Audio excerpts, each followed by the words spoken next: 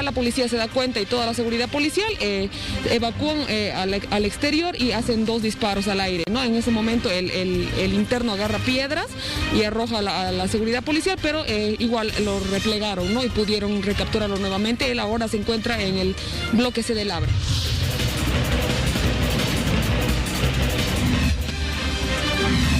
Identificado este extremo, se establece que el Ministerio de la Presidencia refiere que la firma no corresponde al señor presidente del Estado Plurinacional de Bolivia, señor Luis Arce Catacora, y en ese extremo se hace ya la apertura de las investigaciones por los delitos de falsedad material y uso de instrumento falsificado.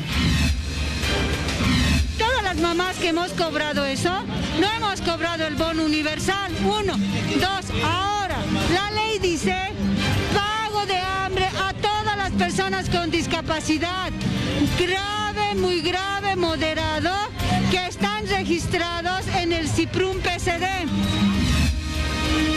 Entonces estamos entregando el material para que nuestros estudiantes del sexto de secundaria y de educación alternativa del último año puedan contar con este documento que les permita proseguir sus estudios en el ámbito profesional.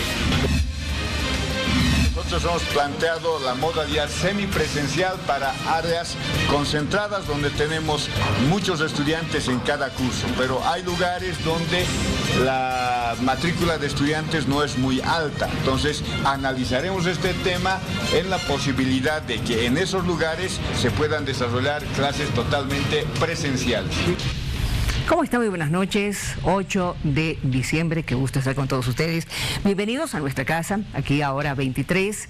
Se han cumplido 30 días de la gestión, de esta primera gestión del presidente Luis Arce Catacora. 30 primeros días desde que él tomó a su cargo llevar adelante este gobierno. Vale la pena ver la siguiente nota para encontrar un poco el análisis que se hace justamente sobre este primer mes de gestión.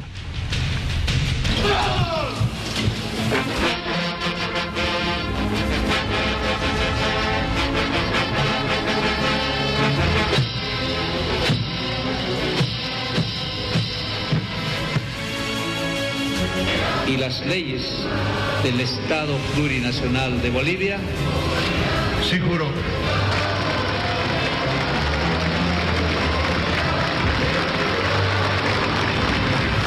Un mes ha transcurrido desde la posesión de Luis Arce Catacora y David Choquehuanca como primeras autoridades del país, y en este tiempo se recuerdan las primeras acciones tomadas. Que se expresa de manera inequívoca la voluntad de la población y también es un eje ordenador de nuestra institucionalidad y de nuestra sociedad. La designación de su gabinete ministerial se dejó esperar para un día después, mostrándose así los rostros de las nuevas autoridades de confianza de Arce. Pedirles a los flamantes ministros que a la brevedad posible me hagan un reporte ejecutivo de la forma en que están recibiendo sus diferentes despachos. En la misma primera semana se dio un giro en las relaciones internacionales, con un acercamiento con las embajadas de Venezuela, Irán y México. Esto luego del distanciamiento que marcó el gobierno de transición. Firma de 2 decretos se viabilizó los recursos económicos para el pago del bono contra el hambre, como el financiamiento de este. Está dirigido a personas que no reciben ningún tipo de remuneración salarial del sector público o privado. Otra de las acciones tomadas en las primeras semanas es la restitución del Ministerio de Culturas y Descolonización, además de fusionar el antiguo Ministerio de Energías al de Hidrocarburos. Desempeñar las altas funciones de ministra de Culturas, Descolonización y Despatriarcalización. La posesión de los altos mandos militares y policial también se dio en las primeras semanas del gobierno de Luis Arce. Y respeto a la Constitución Política del Estado y de las leyes del Estado Plurinacional de Bolivia. Si así lo hace, que nuestros próceres de la liberación. Una de las últimas acciones ejecutadas por el gobierno fue el pago del bono contra el hambre de 1.000 bolivianos, que beneficiará a más de 3 millones de ciudadanos. Es una de esas medidas que requería el país a la prontitud necesaria para poder incorporarlo como uno de los elementos centrales de reactivación. Al momento, el presidente del Estado no brindó ninguna conferencia de prensa abierta a los medios y periodistas y solo se mostró en algunas apariciones públicas en actos oficiales.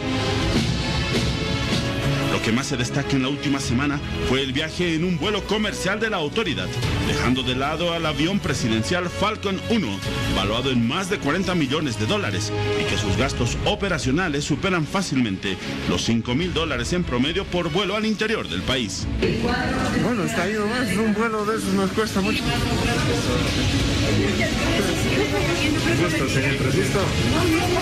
Algo que fue resaltado en la última jornada es que en la graduación de cadetes de la Armada no se ha utilizado la arenga cubana Patria o Muerte. Y desearles éxito a todos los graduados en este tan solemne acto. Muchísimas gracias. Así es como el mandato de Luis Arce Catacora avanza en su primer mes, a la espera de otro tipo de acciones, como también designaciones de autoridades y determinaciones para afrontar las necesidades de fin de año en nuestro país. Es primer mes y evidentemente en el Twitter ha habido algunas repercusiones. Por ejemplo, este tuit realizado por la expresidenta de Transición, Yanine Áñez, que dice lo siguiente. Veamos, por favor.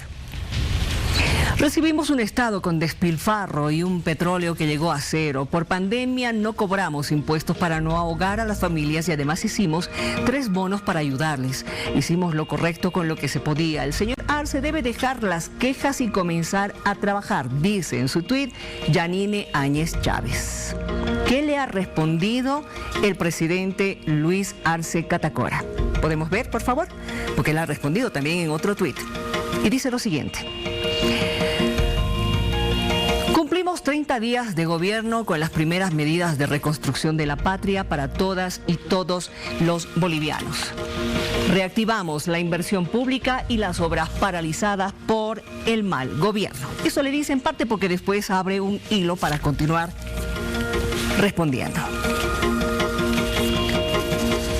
Estamos esta noche con el analista Marcelo Silva para ver cuál es el criterio o la evaluación que puedes hacer. Marcelo, muy buenas noches, bienvenido, gracias por estar con nosotros. Esta evaluación de estos primeros 30 días, por favor. Gracias, Miriam. Para mí es un privilegio poder conversar con ustedes. Un cordial saludo a toda la audiencia. A ver, el primer mes puede resumirse, por supuesto que es un tiempo muy corto todavía para hacer una evaluación profunda, pero puede resumirse en 2 cosas que me parecen importantes. La primera, una promesa cumplida, ¿no? El pago del bono contra el hambre. Especialmente afectando el tema económico, que creo que es el que toditos los bolivianos estamos poniéndole una extrema atención. Creo que uno de los grandes mandatos que tiene Luis Arce Catacora es, por supuesto, volver a reactivar la economía, y esta es una buena señal. Se había prometido electoralmente, se había hablado muchísimo en el periodo preelectoral del pago del bono contra el hambre, pues ya se lo está haciendo, y creo que ese es un elemento que no deja de ser destacable en un tiempo muy corto, además, de gestión gubernamental. El segundo elemento es ya un poco el perfil político. Y creo que hay un elemento muy positivo, Miriam, y es de que tenemos un presidente que está tratando de imprimirle su propio estilo. Eso. ¿No? A ver, vamos a hacer un poquitito de cuentas contigo.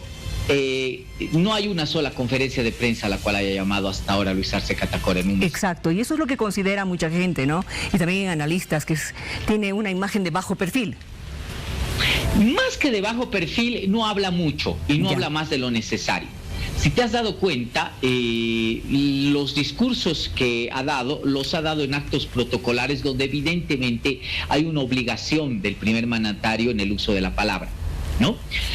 Por lo demás, ha tratado de no entrar en detalles, no ha tratado de polemizar, no ha tratado de aclarar más de lo que deba aclarar, y no ha tratado de mencionar más de lo que deba mencionar. Es un presidente muy circunspecto, es un presidente, yo diría, pero muy racional con el tema del uso de la palabra, a diferencia de lo que habíamos vivido en los últimos 14 años, ¿no? Donde prácticamente veíamos al expresidente Evo Morales, por ejemplo, hablando todos los días y donde iba, ¿no?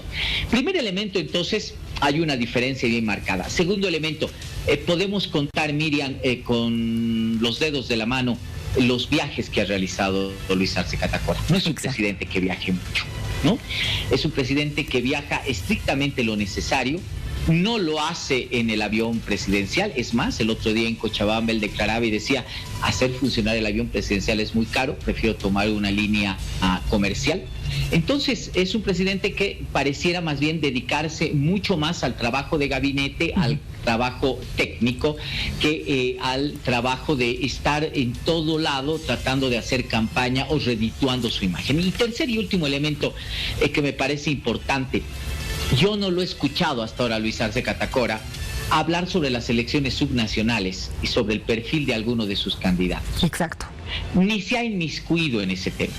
Si te has dado cuenta, parece haber dejado esa tarea al jefe del partido político, de su partido político, que es Evo Morales, para que él sí, evidentemente, esté todo el momento agitado en el ámbito de la elección de candidatos, ver esto, el otro, atacar o no atacar a la oposición, etcétera. Luis Arce Catacora, más allá de evidentemente ser duro en cada uno de sus discursos con el exgobierno de la presidenta Áñez, creo que ha tratado de no tocar los temas políticos coyunturales. Eso de alguna manera marca que está tratando de imponer un estilo propio, pero claro, es muy temprano todavía para poder ver consolidado ese estilo. Bien, ahora lo que tú dices es muy llamativo, porque es evidente, y algunos también ya lo han observado, el hecho de que dentro de lo político él no está hablando. ¿Y tú cómo lo ves? ¿Está bien lo que él está haciendo, que deje el tema político para el que es el jefe máximo en este momento del movimiento al socialismo? ¿No debería él también inmiscuirse en aquello?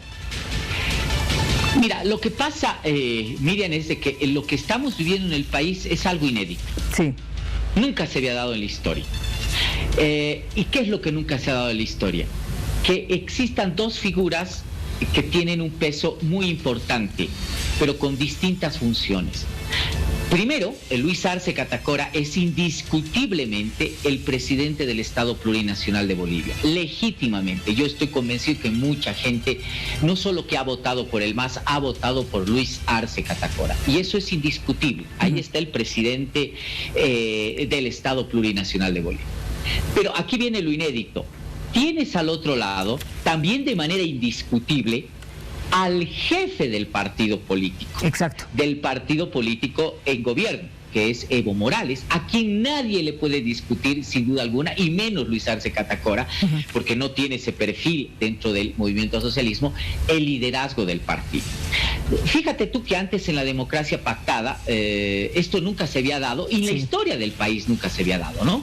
Generalmente el presidente que asumía en la democracia pactada, Sánchez de Lozada, Jaime Paz, Hugo Banzer, eran jefes del partido, pero renunciaban y ponían a alguien de muy bajo perfil a la dirección del partido. Exacto, y que no decía absolutamente nada. Y cuando las papas quemaban dentro del partido político, venía el presidente nomás a solucionar las cosas. Ahora eso no existe. Tú tienes un jefe de partido político muy fuerte y tienes un presidente también legítimamente establecido. Por el momento, pareciera que la figura es clarísima.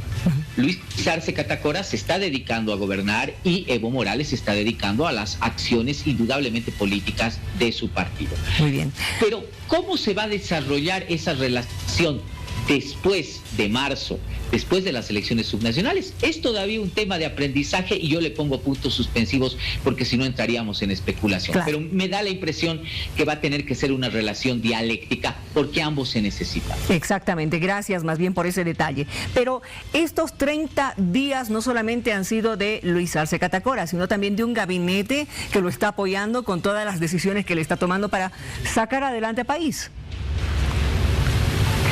Mira que en estos 30 días ya hemos podido ver algunas luces y algunas sombras. A ver, cuéntame. Por supuesto, las sombras son indiscutiblemente lo que pasó con el ministro que al final fue destituido por el presidente Arce, que me parece dando una buena señal además, ¿no? Que marca también una ruptura de estilo. Claro. ¿Recuerdas tú que antes se protegía a los ministros de manera casi incondicional, ¿no? Pero esta vez Luis Arce Catacora decide destituir a un ministro que, por supuesto, más allá de elementos jurídicos o de violación a la normativa, ha tenido acciones contrarias a la ética política, ¿no?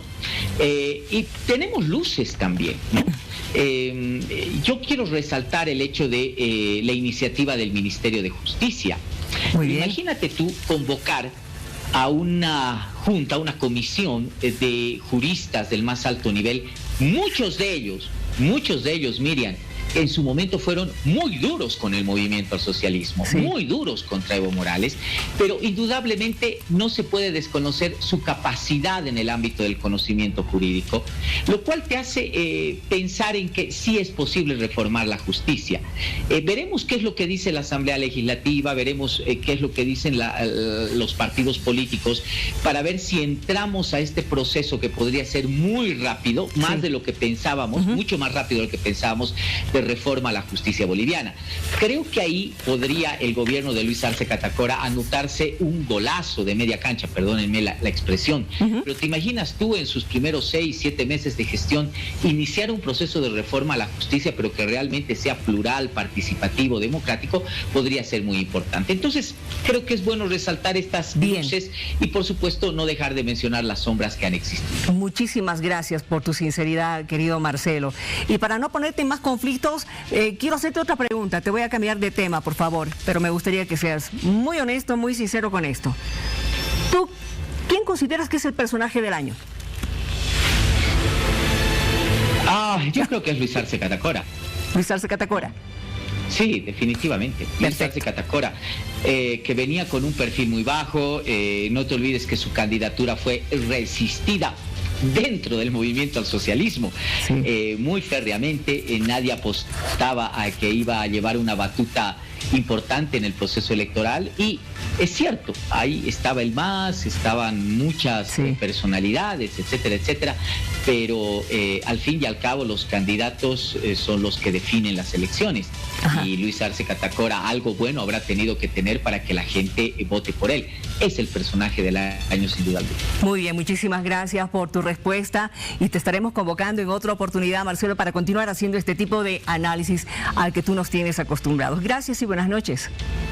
Miriam, para mí siempre es un privilegio poder conversar con ustedes. Buenas noches. Gracias, buenas noches. Y a partir de hoy, a todos nuestros invitados les vamos a hacer esta misma pregunta. ¿Quién consideran que es el personaje del año? Ha pasado ya el primer mes del presidente Luis Arce Catacora, el primer mes de este gobierno legítimamente constituido y posesionado. Vámonos a una pausa, por favor. Enseguida continuamos con más en este Hora 23. El color que tengas serás bienvenido.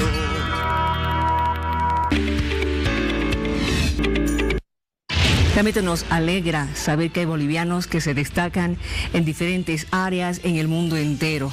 En Estados Unidos, concretamente en California, un boliviano, y esto nos ha alegrado realmente, ha conseguido ser alcalde de Santa Ana en California. Estamos esta noche con don Vicente Sarmiento, flamante alcalde de Santa Ana en California. ¿Cómo está? Bienvenido, muy buenas noches y felicidades, don Vicente. Muchas gracias, Miriam. Buenas noches a todo su público y a toda la gente boliviana desde Santa Ana, California. Qué bien habla usted el español, porque sabemos que se fue bebito hasta Estados Unidos. Bueno, hay un poquito que me equivoco con una palabra u otra, pero sí, llegué de un año aquí nacido en La Paz, y ya tenemos ya casi 55 años acá, entonces ya le di mi edad también. 56 años, ¿sí? 56 años, sí.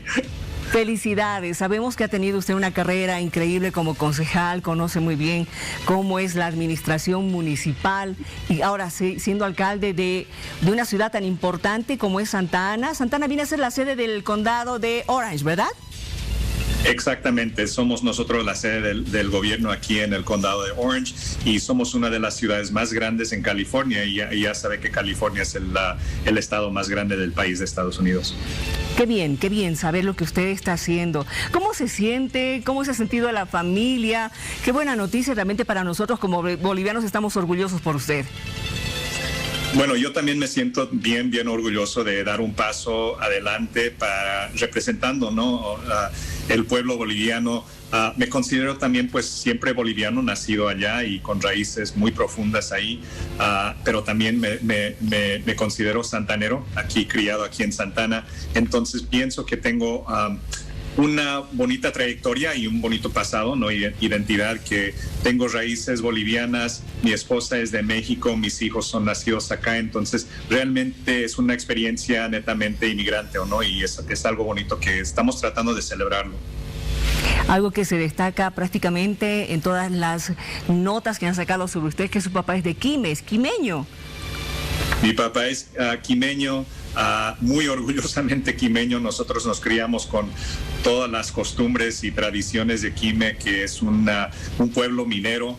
Hay entre las montañas y los árboles de eucalipto, pero muy lindas tradiciones que nos ha traído aquí a Estados Unidos. Nuestro santo patrón es el apóstol Santiago, y aquí lo celebramos igual que allá, tal vez un poquito más reducido la celebración, pero criados con música como la morenada, la diablada, caporales.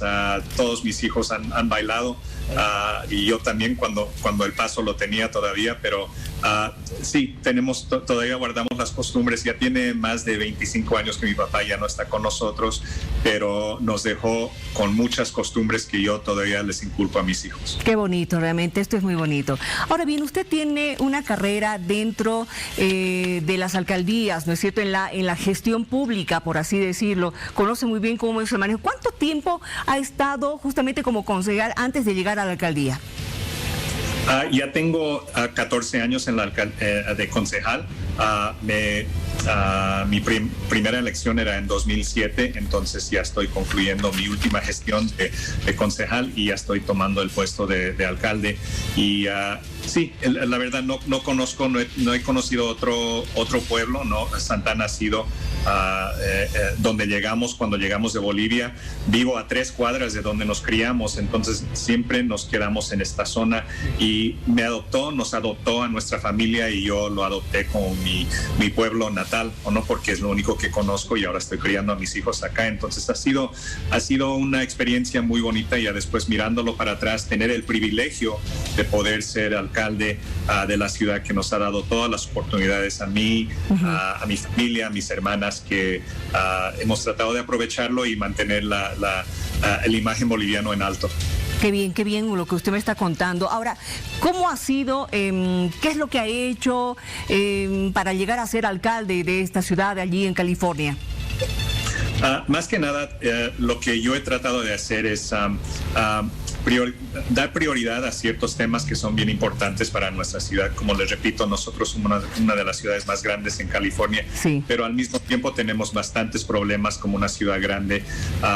Tenemos ahorita lo que estamos viviendo en todo el mundo, ¿no? Lo que nos está afectando a nosotros desproporcionadamente esta pandemia, sí, y el virus. Y tenemos problemas también acerca de las viviendas que no son accesibles a mucha gente de bajos recursos. Tenemos una de las ciudades más jóvenes en todo el país. No ha habido suficiente inversión en ellos. Entonces, todos esos temas he tratado de abogar, porque como yo soy criado aquí, creo que el público y los votantes han visto que estoy hablando de una experiencia de toda la vida, no nomás es una cosa de recién. Claro. Entonces, creo que eso ha dado credibilidad a la campaña que hemos hecho, y hemos tratado de hacer una campaña más que nada que son los temas de lo que escuchamos en los vecindarios.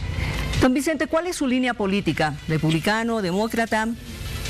Yo soy netamente demócrata, entonces estoy muy contento que vamos a tener un presidente diferente en la Casa Blanca.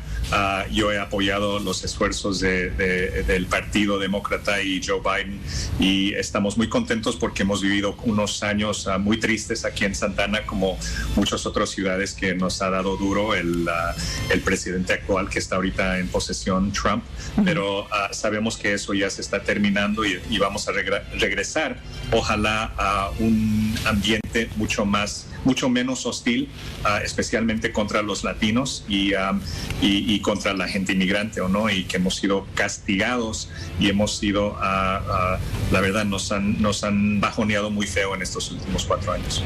Quiero que me explique algo, porque se dice que usted viene a ser el primer alcalde en Santa Ana en 26 años. ¿Qué significa aquello? Bueno, teníamos un alcalde que ha estado en su puesto más de un cuarto de siglo. Entonces, bueno, lo que hemos hecho nosotros, hemos puesto términos en ese puesto para que nadie más tenga más de 8 años de hoy en adelante. Entonces, para mí, mi gestión va a ser posiblemente 4 gestiones de 2 años, porque no queremos que se reviva otra vez un tiempo tan alargado, ¿no? Claro. Y la verdad, una de las primeras cosas que hicimos con mis colegas es de que hemos tratado de emparejar el tiempo que puede estar uno como concejal, como alcalde, porque 26 años es muchísimo para cualquier persona. Ahora, dentro del equipo que va a estar con ustedes justamente trabajando para el bienestar de la población allí en Santa Ana, ¿hay otras personas bolivianas, de otras nacionalidades? ¿Me puede contar un poquito, por favor?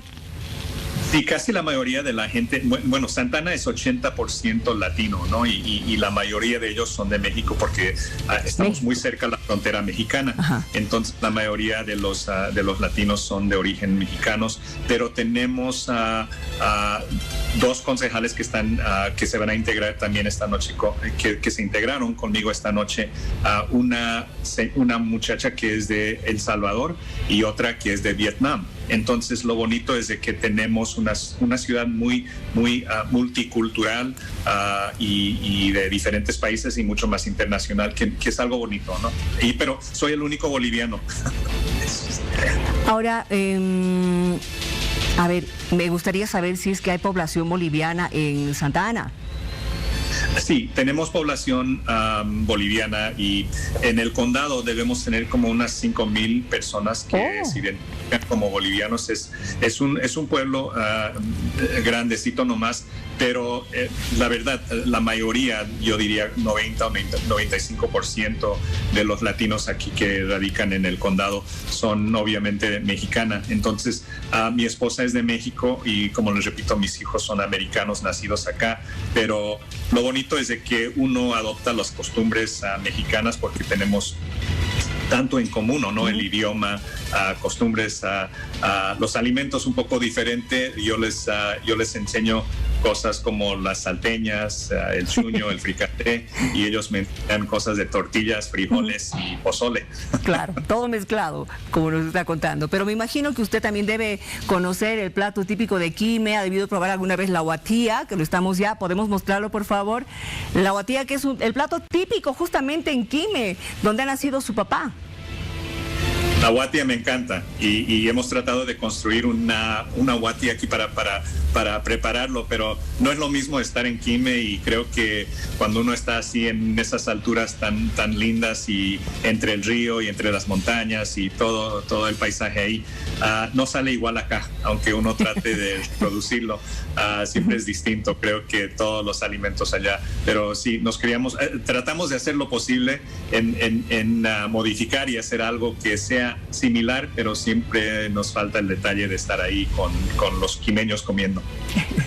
Gracias por haber hablado con nosotros, don Vicente. Felicidades una vez más y por favor considere esta su casa para comentarnos lo que usted guste. Nos interesa saber que hay una importante comunidad boliviana justamente en esa ciudad. Gracias y buenas noches. Gracias, Miriam, y quiero que sepan que tienen un compatriota boliviano quimeño aquí en Santa Ana cuando vengan por acá, por California, esperándonos. Muchísimas gracias. Vamos a tomar en cuenta lo que nos dice. Gracias, que le vaya muy bien. Buenas noches. Buenas noches. Vamos a conocer a continuación estas 3 noticias que usted también tiene que saber.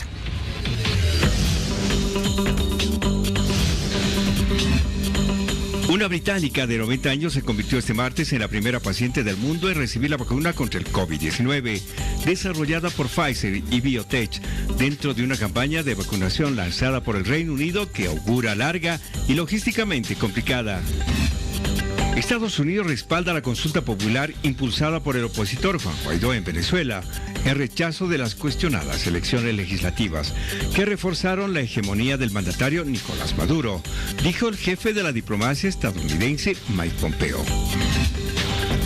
La Amazonía perdió más de 500.000 kilómetros cuadrados, una superficie equivalente a la de España, a causa de la deforestación entre el 2000 y el 2018, según un estudio de una red regional de investigadores y organizaciones de la sociedad civil.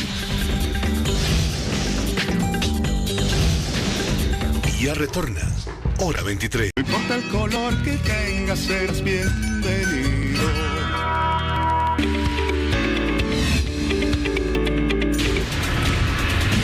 Seguridad en la ciudad del Alto, pero más concretamente dentro de las escuelas. Y vamos a hablar de un programa que ya lo habíamos conocido, por lo menos el año pasado. Se ha estado hablando constantemente de esto. Está con nosotros el capitán Dorian Ulloa, secretario de Seguridad Ciudadana de la Alcaldía del Alto. ¿Cómo está, capitán? Bienvenido, buenas noches. Felicidades, porque se ha terminado finalmente el trabajo de instalar estas cámaras. Sí, gracias, muy buenas noches.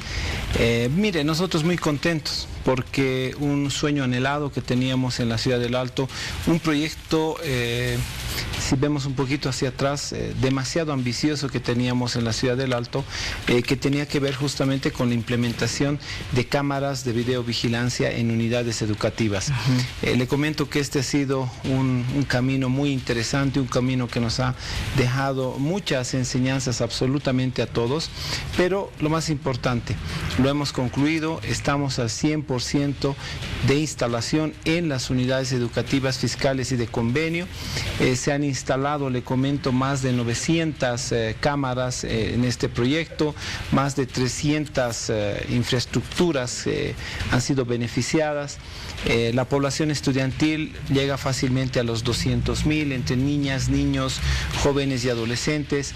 Y mire, súmele a esto plantel docente, súmele a esto padres de familia y súmele a esto en muchos casos los vecinos de la zona, quienes también de una o de otra manera se van a beneficiar de manera directa con estos sistemas. Ha sido una experiencia muy interesante porque, le comento, nosotros cuando iniciamos el proyecto decíamos, ¿no?, técnicamente, ok, las 3 cámaras las vamos a poner una acá, una acá, una acá, y se replica en todas las unidades educativas. Resulta de que conforme hemos ido avanzando y conforme hablábamos con los padres de familia, ellos nos decían, ¿sabe? Sí, nos parece muy bien ahí, pero nuestro principal problema no está en la puerta de entrada. Nuestro principal problema está en los patios. Ahí es donde tenemos problemas de bullying y problemas de violencia. Entonces, en determinados colegios, en el patio. En otras unidades educativas, no. El frontis es lo que nos interesa, porque ahí viene muchos malvivientes, gente sospechosa, en el frontis. Para evitar rapto de niños. Y en otros lugares, le comento, los padres de familia, no, adelante no hay problema. Ahí está la regente, están todos viendo. Queremos en la parte de atrás. Pero atrás, ¿para qué? Lo que pasa es que los chicos escapan por ahí. Entonces ahí queremos tenerlos asegurados. Entonces, le cuento que ha sido muy interesante porque hemos ido trabajando con la ciudadanía, los padres de familia, ¿sabe?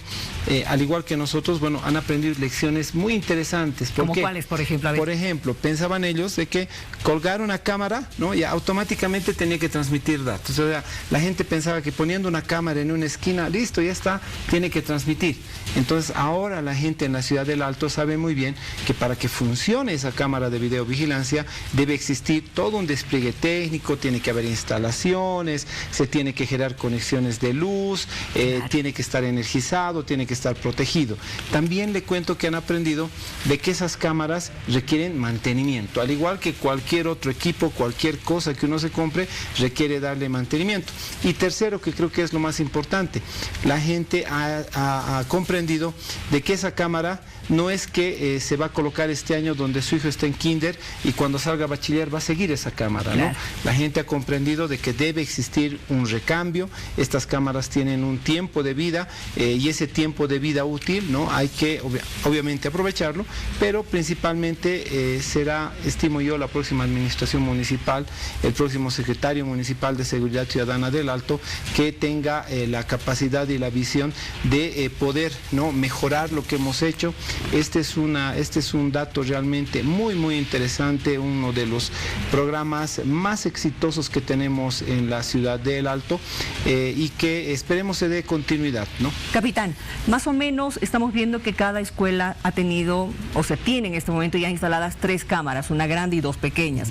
Algunas han colocado más cámaras, pero ya poniendo de su bolsillo, padres de familia. Sí, sí. Esto es llamativo, ¿ah? Sí, le cuento por eso. Mire, la gente ha logrado entender de manera clara y comprender cómo funciona una cámara de videovigilancia. Entonces, muchos padres han dicho, qué bien que nos hayan puesto, pero... Ahí estamos viendo. Sí. Justo en este momento pueden ver, esa es la... Esta, por ejemplo. Esa es una cámara domo, ¿no? Esa es una cámara que uno puede programar. Las que vemos en las esquinas de las calles. Correctamente, ¿no? ¿Ya? Se puede programar, el colegio puede programar el movimiento de la cámara domo. Ahorita en las imágenes, mire, ahí se está moviendo la cámara domo, ¿no? Y tenemos 2 balas que se llama, que son las fijas. Las pequeñitas, correctamente. Entonces, estas cámaras, todo lo que usted está viendo, la computadora, el DVR, el case donde se protege, todo el equipamiento, ¿no? Ha sido justamente gestionado por el municipio del Alto en un convenio con una industria muy grande del país y se lo ha implementado. O sea, una industria que ha estado colaborando mucho durante este año en la pandemia. Permanentemente ha estado muy preocupado y ellos nos han ayudado a poder alcanzar este éxito que, ¿sabe un otro dato? Somos el primer municipio, el Alto. El Alto es el primer municipio en contar con cámaras de videovigilancia en todas sus unidades. Ahora, bueno, han comenzado a finales del 2018, durante el 2019 ha sido intenso el trabajo, pero cuando hubo los problemas entre octubre y noviembre, ¿han sufrido algún daño las cámaras, las pocas que colocaron? Le comento, no, ¿el frontis? Le comento que no, gracias a Dios, las cámaras, los padres de familia lo sentían muy propios, ¿no? Claro. O sea, porque era para sus hijos, ¿no? Era un sentido de pertenencia muy fuerte. Cosa distinta con las cámaras que teníamos en la ceja, ¿no? Claro. Que esas sí han sufrido un ataque. Pero en este caso, estas cámaras de videovigilancia han estado obviamente protegidas, los padres de familia y demás han resguardado, y claro, nos ha el reactivar la instalación. Le comento que nosotros lo teníamos programado para febrero, empezó unos cuantos días a instalarse y bueno, ingresamos a la cuarentena, así que tuvimos que parar un tiempo, después retomamos una vez que ya hubo las medidas de bioseguridad en este tema, así que hoy hemos finalizado, estamos realmente muy contentos, le comento, por esta noticia para la ciudad del Alto, y bueno, de aquí en adelante lo único que queda es mejorar. Ahora, cada colegio me imagino que tiene su base de datos, su computadora donde está registrando las imágenes las 24 horas del día, los 7 días de la semana. Sí. Cada colegio es autonómico en eso. Cada unidad educativa tiene un monitoreo local que se conoce y tiene un almacenamiento de 30 a 40 días. Eso es automático, se va sobreescribiendo, ¿no? Conforme ingresa la información. Le cuento que hay modalidades muy interesantes en las cuales nos hemos organizado. A ver. Lo que se hace con la cámara, primero se ha definido con los padres de familia dónde se instala. Después se ha decidido obviamente dónde, que tiene que ser un lugar seguro, donde van a estar las cámaras. El monitor que hemos puesto en muchos colegios han decidido ponerlo a la vista de los padres de familia para que ellos puedan ver. En otros colegios han dicho no, que se quede mejor en la dirección o en la regencia. Se capacita a el director, a algún maestro o 2 de la unidad educativa y algún padre de familia también para que pueda manejar el sistema, porque no es muy complicado, ya la tecnología es bastante amigable, pero sí es necesario en algunos casos, como nos ha ocurrido en las primeras veces que hemos instalado, nos llamaban los 2 días, ¿sabe? Se ha apagado sus cámaras. Muy bien. Y era por un tema de que había que prenderlas. Capitán, más, ¿no? ¿Cuánto cuesta el domo, por ejemplo, la cámara grande? Bueno, le comento que todo el proyecto, al ser un apoyo que hemos recibido por parte de una industria muy importante en el país, el monto total, ellos nos han indicado que ha sobrepasado los $450,000. 400 de las 912 cámaras. 912 cámaras. Capitán, gracias por habernos contado. Buena noticia realmente para que los jovencitos y los niños se sientan seguros dentro del colegio. Gracias por haber venido. A ustedes. Qué bien. Gracias. Nos encanta conocer estas noticias que son para beneficio de la población en la ciudad del Alto. Continuamos con más. Y ya retorna, hora 23. No importa el color que tengas, seas bienvenido. Vamos a continuar conociendo a quienes son precandidatos a la alcaldía por la ciudad de La Paz. Y esta noche nos visita don José Antonio Zamora Gutiérrez. Así es. Bienvenido. Muy amable. ¿Cómo está? Gracias. Lo hemos conocido siendo ministro. Ajá, es ministro de Medio Ambiente y Aguas, pero también como director o gerente general de EMAPA. Así es, correcto. Los últimos 3 meses, antes del golpe, efectivamente estuve de gerente general de EMAPA. Muy bien. ¿Usted tiene conocimiento de cómo es la ciudad de La Paz? Totalmente, soy paceño. ¿Usted es paceño de corazón? No, soy paceño de corazón y de nacimiento. Yo soy chucuta, Pico Verde, total. Somos paceños. A ver, además se ha declarado un soldado del proceso de cambio. Desde luego, desde siempre, desde el 2006, 2007, tengo yo la militancia. Cuando precisamente nos tocó jurar como ministro, nosotros señalamos con claridad que somos soldados del proceso de cambio. Y como tal, pues estamos donde nos tengan que llamar, precisamente para poder transformar, como se lo ha hecho a lo largo de 14 años Bolivia, y esperamos ahora poder transformar con este proceso de cambio también a la paz. ¿Cuándo se va a definir su oficialización de candidatura? ¿Cuándo? En los siguientes días. ¿Sí? En los siguientes ¿No se sabe días, cuándo? todavía ahí se hablaba del jueves, viernes. Hay todavía algún tema que se tiene que definir, entiendo. Nosotros ya hemos puesto en consideración de los estamentos internos del instrumento político nuestra precandidatura. Y bueno, seguramente definirán, obviamente. ¿Ha sido su intención? La verdad es ¿Y su ilusión también? No, desde luego, al ser paseño, haber vivido en La Paz, haber crecido en La Paz, yo nací en el maternológico, como muchos nacimos en su momento. No, el maternológico, el antiguo, acá antes de llegar a David, por la Vita. No, correcto, acá en la Federico, en la, caramba, se me ha ido el nombre. Es de la Vita hacia arriba, correcto, yendo hacia de la estación, la fábrica Salida. Exacto. Entonces yo nací ahí, en la Quintanilla Suazo. Exacto. Yo nací en el maternológico, viví de muy niño en la Churubamba, me fui para San Pedro, estuvimos viviendo del Instituto Americano, correcto, la promoción 79. Estuvimos en Alto Brajes, Los Pinos, en la meseta Chumani, y ahora estoy residiendo en la Chumani ya hace 20 y tantos años. Bueno, a ver, ¿qué necesidades tenemos los paseños? Todas. ¿Cuál es una de las más importantes? Yo creo que sobre todo recuperar la dignidad. Porque lamentablemente, y en eso quiero ser ¿Por qué recuperar la dignidad? Porque nos la han robado, nos la han abusado. ¿Cómo le hemos perdido? Pues en la manera en que nos han tratado a lo largo de todo este tiempo a los paseños, nos han ignorado, no nos han considerado, particularmente en lo que yo entiendo como fuerzas vivas, los gremiales, los choferes, los propios vecinos, hemos sido agredidos constantemente. ¿Cómo están las calles? Está en una ciudad como La Paz, supuestamente. Si usted no se tropieza una vez en cada cuadra, no es tremendo. No está en La Paz. Entonces, es una pena como la capital, por decir, donde está el Estado, donde está el punto central. Cuando usted dice que nos han olvidado, ¿a quién se refiere? A los que han estado obviamente gobernando en el municipio. No les ha interesado. ¿Al alcalde actual? A todos. Los anteriores también. Los anteriores también. Son 20 años. Vamos a irnos para atrás. 20 años, que es más o menos lo que yo considero. En 20 años, si nos ponemos la mano al pecho y nos ponemos a pensar qué ha pasado con La Paz en 20 años, a no ser el teleférico, a no ser que nos sobra del municipio, a no ser sí, pero ahí es un tema muy particular, muy puntual. 20 años para hacer puentes. ¿No es cierto? Los Pumacataris, hasta donde yo entiendo, era un proyecto de los choferes. ¿No es cierto? Que ha sido como tomado por el municipio, pero el proyecto no es del municipio. A ver. Pero aún así hay problemas. Tema ambiental, habría que hacer una revisión, habría que tomar... A ver, ¿usted tiene la idea de poder purificar las aguas de los ríos?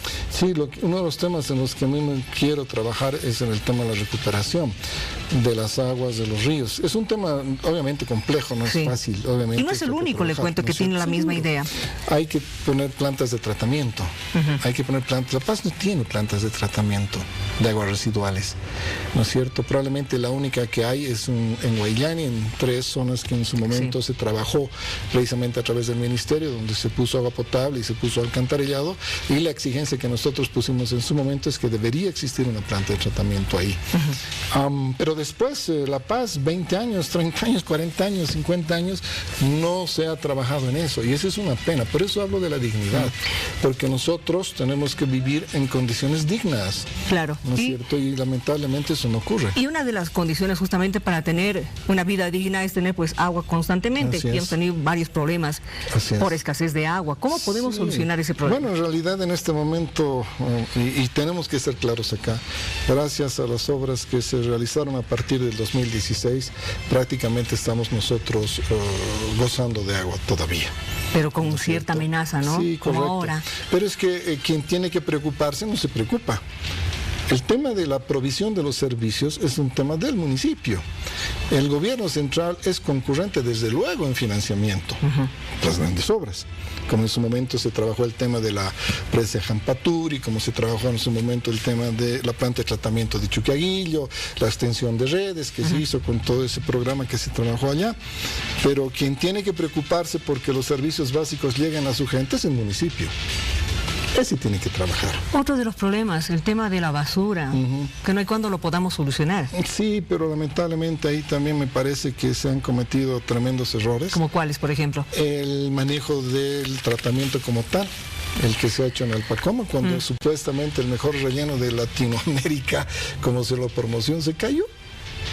¿No es cierto? Y extrañamente vuelven a hacer un relleno sanitario prácticamente en el mismo lugar, en donde las condiciones geológicas son exactamente las mismas. Hemos escuchado constantemente y de las autoridades de la alcaldía decir que es inviable un proyecto de tener una planta industrializadora.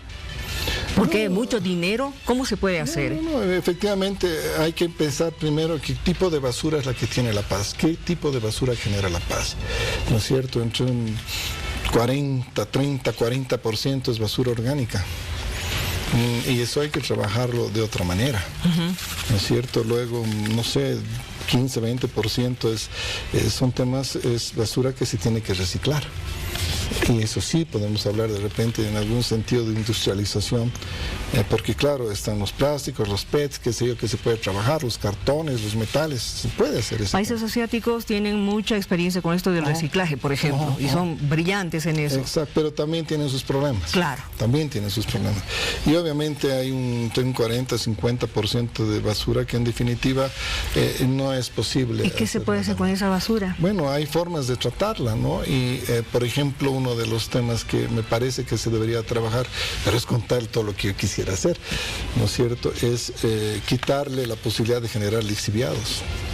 Que no se generen lixiviados. Hay las formas de Ese es el problema, el tema de los lixiviados, ¿no es cierto? Porque cuando mezclamos pilas con cáscaras de plátano, por ejemplo, o cualquier cosa, ahí vienen los lixiviados. Pero además por la misma presión que se hace cuando se hace el tema del entierro de la basura, porque pasan las máquinas sobre todo eso. Obviamente ese peso, ¿no es cierto? Hace que finalmente también esos jugos, por decirlo de alguna manera, salen y penetran también en las capas freáticas. Claro. ¿No? Es un tema que el no agua. se tiene que saber más. Contaminación de agua. Obviamente. Ahora, es casi, no diré seguro, pero todavía tenemos la amenaza del COVID. Ya se habla de un posible rebrote o una reinfección para los próximos meses. Usted, si llegara a ser alcalde, ¿qué planteamiento tiene para la ciudad de La Paz? No, efectivamente tendremos que trabajar en este tema de la mano del gobierno central.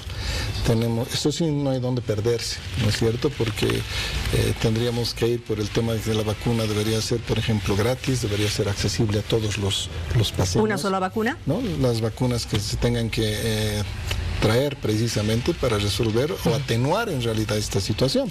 Pero lo que no podemos hacer es quitarle a la gente la posibilidad de generar sus ingresos. O sea, no volvernos a encerrar. Lo que pasa es que no, yo creo que hemos lastimado, por eso hablo de la dignidad.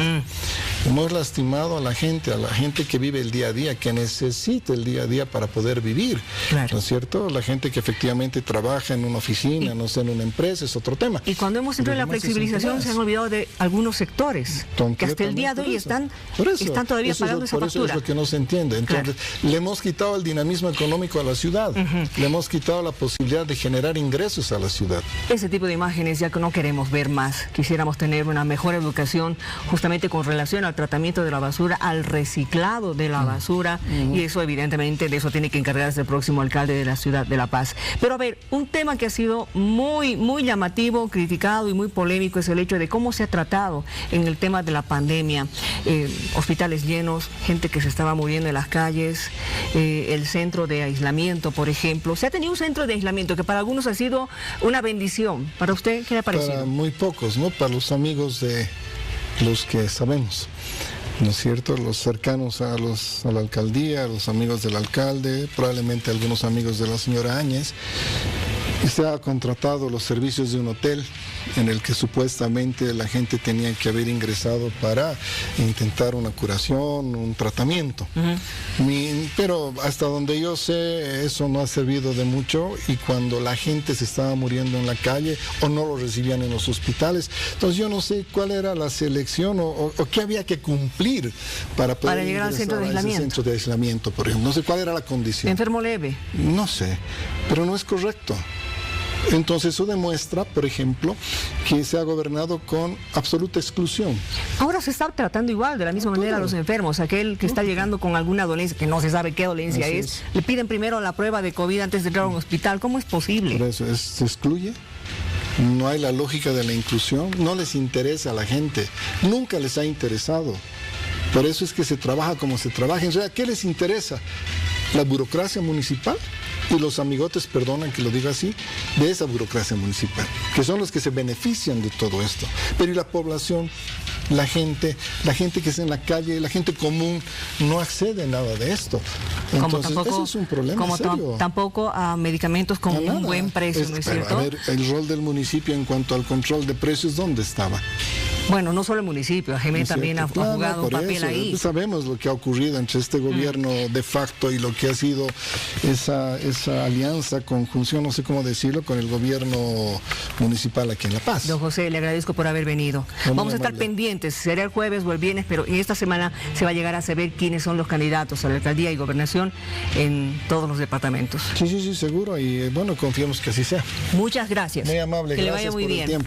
Que le vaya bien. Gracias. Tengo entendido que ese gorrito es para mi arbolito. Sí, estamos todavía... lo que hace nuestro artesano. Qué bonito, miren esto, qué detalle más bonito. Y he visto en varios lugares detalles tejidos, claro. ¿No es cierto? Nosotros tenemos que potenciar esto. Sí. Totalmente tenemos que apoyar y especializar, pues, de alguna manera decir una producción concreta. Tenemos artesanos maravillosos, tenemos artistas maravillosos y los ignoramos y los maltratamos. Me va a decir a solas dónde ha comprado el gorrito, me encantó. Le pido por favor, le invito a pasar. No, por favor, gracias. A adornar nuestro arbolito. Perdón. Adelante. Usted puede ubicar el lugar. Sí, no, a mí me gustaría colocarlo. Y también conocer sus deseos, por favor. No, yo la verdad, qué bonito detalle. Un deseo grande que yo tengo es que tenemos que trabajar por más para la paz. Tenemos que trabajar por más para la paz. ¿Ese es su lema? El lema que nosotros tenemos, digamos, es todo por la paz y la paz para todo. Porque la paz merece más. Y realmente merece más. Nos han ignorado mucho tiempo, nos han lastimado. Y este es un tema que en definitiva se tiene que acabar. ¡Basta ya! Ahora es cuando realmente tenemos nosotros que trabajar por construir la paz diferente. Tenemos que trabajar por el cambio de la ciudad y eso es lo que nosotros queremos proponer. Don José, gracias por haber venido. Muchísimas gracias por la oportunidad y bueno. Y felices fiestas. Muy amable, igualmente. Que le vaya muy bien. Gentil. Ya para despedirnos, un detalle. Se ha aprobado el impuesto a las grandes fortunas y va a ser para aquellas personas que tienen una fortuna desde los 30 millones de bolivianos para arriba. Ya se van a ir conociendo más detalles de esta aprobación. Como siempre, gracias por estar con nosotros. Que tenga un buen descanso y pues en este Hora 23, que es su programa, nos reencontramos en próximas horas. Buenas noches.